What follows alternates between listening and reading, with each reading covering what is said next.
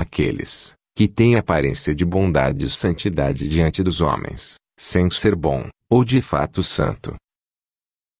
Nos últimos tempos, virão homens que têm aparência de misericórdia, mas que a negarão com seus atos.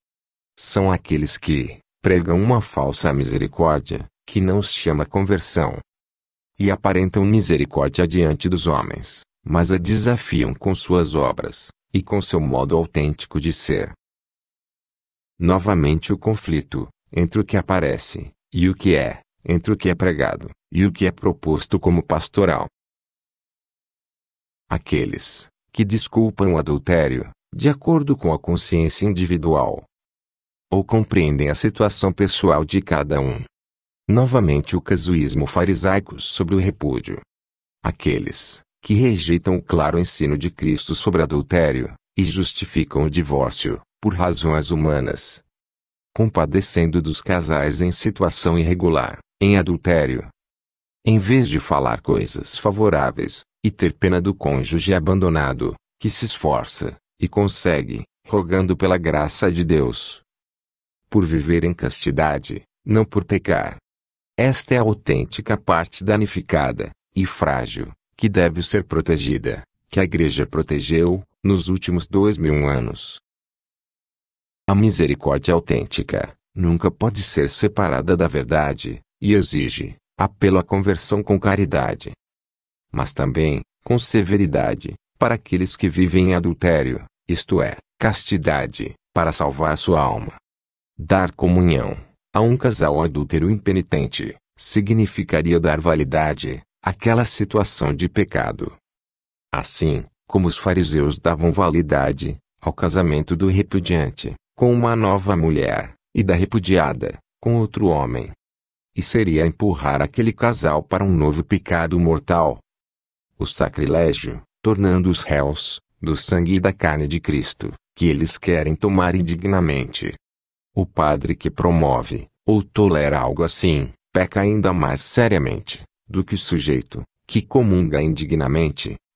Pelo que adquire aqui, todo o seu significado do lamento de Cristo, sobre os fariseus. Ai de vós, escribas e fariseus hipócritas, que fechem aos homens o reino dos céus. Vós certamente não entrareis. E aqueles que estão entrando, não vos deixarão entrar. Fariseus, que estimam mais o favor do povo, do que o de Deus. Aqueles, que têm medo de irritar os pecadores, dizendo-lhes coisas fortes e inconvenientes, e apenas lhes dizem o que querem ouvir, contra o mandato dos apóstolos. Fariseus, que promovem pastorais, que gostam de pecadores públicos, adúlteros, sodomitas, apenas para serem amados pelo mundo, e não perseguidos, como o povo amava os falsos profetas, que lhes contavam mentiras. 8 séculos antes de Cristo, na época de Isaías, os hipócritas pediram que ele não profetizasse coisas ruins. Os castigos com os quais Deus os advertia por seus desvios morais e por sua idolatria. Mas profetizassem coisas boas e falsas. Fariseus, aqueles que obedecem às doutrinas humanas, acima dos preceitos de Deus. Fariseus, aqueles que afirmam ser contra o aborto, ou o casamento homossexual, mas, que através das suas atitudes, concordam, incorrendo na velha heresia do liberalismo. Eles afirmam que, em uma sociedade aberta e plural, não podemos nos opor às leis, pois há muitos que as aceitam.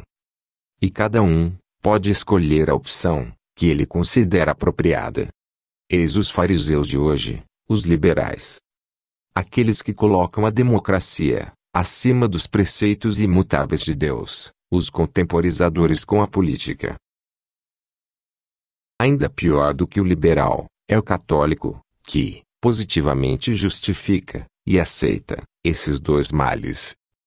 E até mesmo outros, como, o adultério, a contracepção, eutanásia, ideologia de gênero, manipulação de embriões, ecologia anticristã, relativismo moral, indiferentismo religioso, irenismo, falso ecumenismo, feminismo marxista, etc.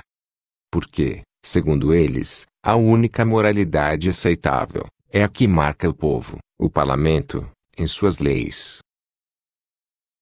E eles também querem impor esses preceitos humanos a outros cristãos, como se fosse parte do depósito da fé. A ética do mundo, da democracia separada de Deus, é literalmente oposta aos valores e dogmas da fé. Para a democracia, para os democratas, foi decidido processar Cristo. Quando o povo judeu, persuadido por esses fariseus, clamou diante de Pilatos: "Vamos libertar Barrabás e crucificar Jesus." A maioria democrática, assim decidiu. Fariseus, aqueles que desfrutam da simpatia dos pecadores que não querem se arrepender de seus pecados, e da mídia laica e secular do mundo. O verdadeiro cristão é perseguido pelo mundo, não amado pelo mundo. Preocupe-se, aquele católico que é elogiado pelo mundo secular. Fariseus, aqueles que pensam que não são pecadores, ou, pior, e mais sutilmente, aqueles que não lutam contra o pecado, porque dizem que é inevitável, e que Cristo já nos salvou na cruz. Lembremos como Cristo retrata o fariseu em relação ao publicano, quando ambos oraram no templo. O fariseu disse: "Ó Deus, agradeço porque não sou como outros homens, raptores, injustos, adúlteros, nem como este publicano." O fariseu não se considera pecador. Hoje existem milhões de católicos que acreditam que não há pecado, que nada é pecado, que Deus é tão bom e misericordioso, que todos estamos indo para o céu, que o inferno está vazio, ou, em qualquer caso, que as almas são aniquiladas e não sofrerão, ou, que são temporárias, e não eternas. E é por isso que muitos católicos não se confessam, que comungam no pecado mortal, e que odeiam homens verdadeiramente religiosos. É uma espécie de catolicismo protestante, que professa uma fé, segundo a qual basta acreditar em Deus, para ser salvo. Mesmo que alguém morra em pecado mortal. A única sorte, infelizmente, é um mal, que infectou uma alta porcentagem de fiéis, maioria católicos. A prova é irrefutável. Confessionários vazios, e filas para comunhão transbordante. Católicos, que não leem a Bíblia, mas livros de autoajuda. Que acreditam apenas nos esforços humanos, destinados ao fracasso, sem Deus. Fariseus, aqueles que rezam em pé, que não se ajoelham diante da consagração. Um sinal patente do modernismo. Aqueles que negam esse ato de suprema adoração ao Cristo Eucarístico, e passam pelo Santíssimo Sacramento como quem passa por uma caixa. Considerando que eles não pecam, não precisam confessar, e é por isso que não se ajoelham. Não se humilham diante do Santíssimo Sacramento, para pedir desculpas por suas ofensas. O publicano, por outro lado, sabia que ele era um pecador, e, deitado no chão, não ousou erguer os olhos diante do Santo dos Santos, mas pediu perdão a Deus, porque estava arrependido. O fariseu, dos tempos de Cristo, e o presente, não tem nada para se arrepender, são considerados perfeitos, porque não matam nem roubam. Os fariseus querem misericórdia, mas não a advertência do "e não peque mais", que Cristo disse à mulher apanhada em adultério. Para concluir, digamos que o farisaísmo é mais que um pecado. É antes uma atitude religiosa falsa. Sua gravidade reside em sua natureza espiritual. É a corrupção da religião e do senso religioso. O vazio de seus dogmas e verdades absolutas, dos quais deixa apenas a concha, a qual submete as doutrinas humanas e, afinal, aos desejos e delírios dos homens.